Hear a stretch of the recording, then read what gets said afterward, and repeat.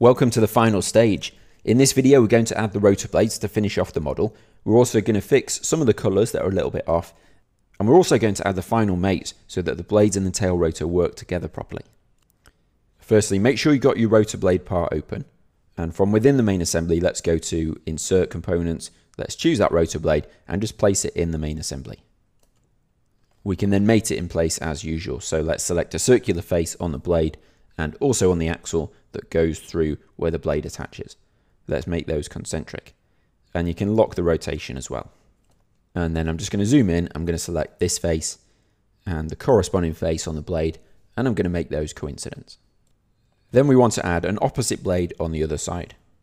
To do this, I'm just going to hold down Control. I'm going to left click and drag from that existing blade and then release the left click, and that should insert a copy of that blade part. Then I'm going to rotate it around by holding down the right mouse button and just rotating the part. And then I'm going to select a circular face on the axle and also a corresponding face on the blade.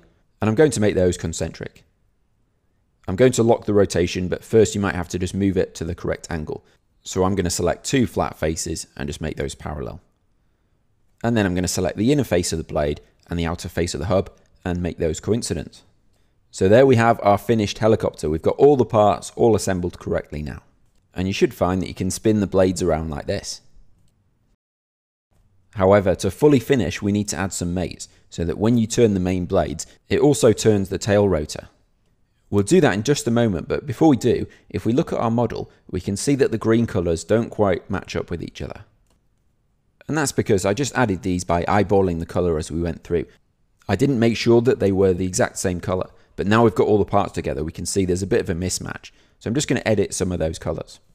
Now you don't have to do this, but it just makes the model look a little bit better. So from within the assembly, I'm going to go to the Display Manager tab. And we can see here all the different colours of all the different parts of the model. So firstly, I'm going to find one of the greens that looks correct, that looks close to the actual real life part. And I think this fairing part at the back looks probably the closest. So here on the left, I'm going to click on the green parts one by one, and I'm going to find that tail fairing part. You should see as you select the different green colours on the left, you get a very faint box around the parts in the main assembly.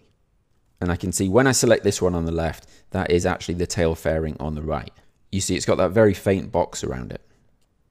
So now we have the correct one selected. I'm going to edit that appearance and find out exactly what the colour is. Let's right click on the appearance and press Edit Appearance. And then if you scroll down to where it says colour, we can see the colour that's selected. And down here we can see the RGB value. This is a numerical value that tells you the exact colour. So we can see it's 177 red, 255 green and 8 blue. I've now made a little note of that, of the colour value, and I'm going to close this colour. We can then edit the other colours and we can change them to match this exact colour. So one by one, I'm just going to edit the different greens in the model and I'm going to change those values. As I said, you don't have to do this, but it just makes the model look a little bit more standardised and a little bit better, I think. So one by one, just edit those appearances and go down and change the value to the one that we just wrote. So it's 177, 255 and 8.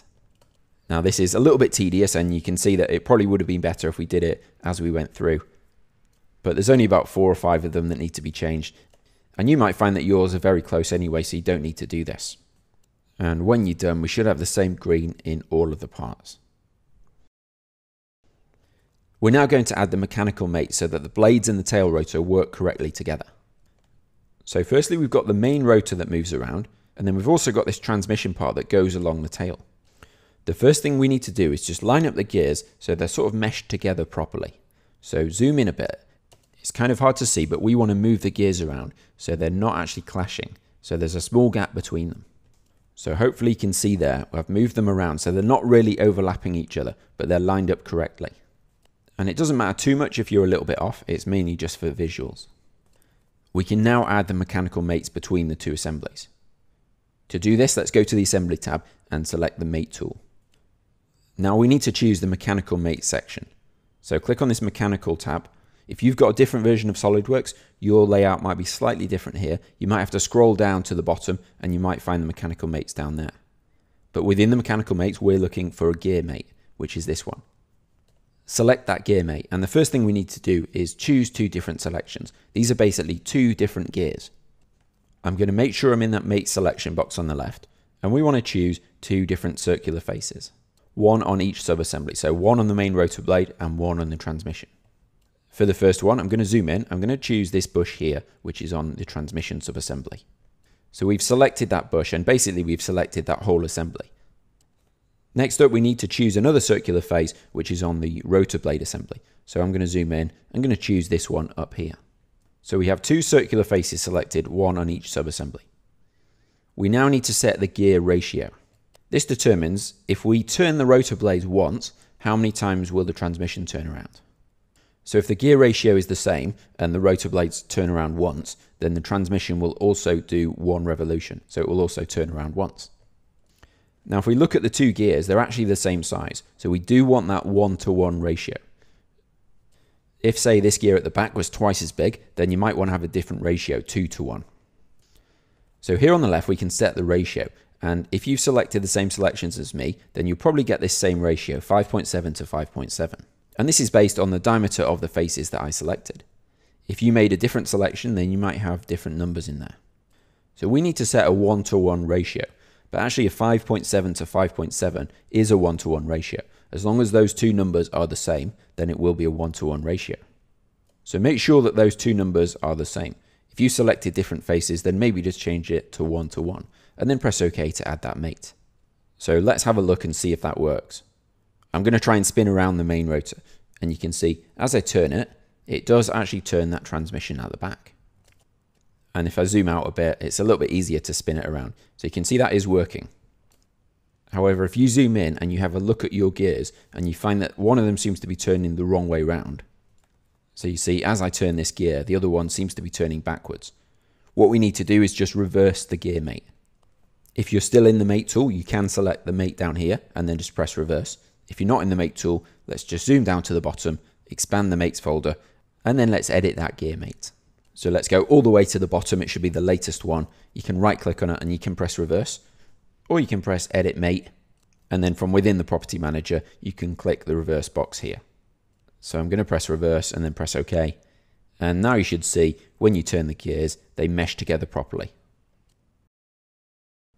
So we've done the main blade and the transmission. Now we also want to add the tail rotor in. Before you actually start to add the mates here, let's just try and manually spin that tail rotor around. So just left click and try and drag the part around and see if it works. And you'll probably find that you can't actually rotate it. You get a message saying that it's fixed. That's because this tail rotor is actually a sub-assembly, and by default sub-assemblies are inserted as rigid. So that means the parts within them can't move within the larger assembly. But luckily it's pretty easy to make these sub-assemblies flexible. So what we need to do is find the appropriate sub-assembly. Should be stage 17, and then click on it in the parts tray, and then from the pop-up menu, let's just choose this option, make sub-assembly flexible. So I'm going to click that, and you can see now here on the left, the icon has changed. So you can see, for example, here, stage 21, this is a rigid assembly, this kind of icon, and then a flexible assembly is a slightly different icon here. So now if you go to the graphics area, you should be able to spin that rotor around just by dragging it. We can now just add the second gear mate in the same way as we did with the first one. So firstly, let's rotate our parts around so they're meshed correctly, so they're not overlapping with each other. And then we can start to add the gear mates. So I'm going to go to the mate tool, I'm going to choose mechanical mates, and I'm going to choose gear. Then I'm going to choose a circular face on the transmission subassembly, for instance, this one on the axle. And then also a circular face on the tail rotor subassembly, for example, this one on the hub. So now you can see, because I chose parts that are different diameters, we have a ratio that's different here in the property manager. But we actually want a 1-to-1 ratio as well, because both of these gears have 12 teeth, so they should move together at the same rate. So in these boxes on the left, I'm just going to change it to 1-to-1. And if we just try and rotate the parts around, I can see there that the gears are meshing backwards. So I also need to reverse the gear mate. So I'm just going to line them up again, and I'm going to click that reverse box on the left. And now we should see that they're meshing together properly in the correct direction. So I can press OK to add that gear mate. And you can then close the mate tool. And now if we zoom all the way out, we should see that when we turn the main rotors, it turns the tail rotor. And that shows we've added the gear mates correctly. So well done, this assembly is completely finished. We've built all of these parts from scratch, and we made a working Lego helicopter. At this stage, you can save your assembly. We're completely finished. If you want, maybe you can make another assembly using these same parts. If you do, please upload a picture of your design by completing the assignment section. That assignment is completely optional. You don't have to do it to finish the course. So if you're sick of Lego, you can finish here. Thanks for taking the course. I hope you enjoyed it and you maybe learnt a little bit or practice your SolidWorks skills. And I hope to see you again, maybe on future courses. Thanks.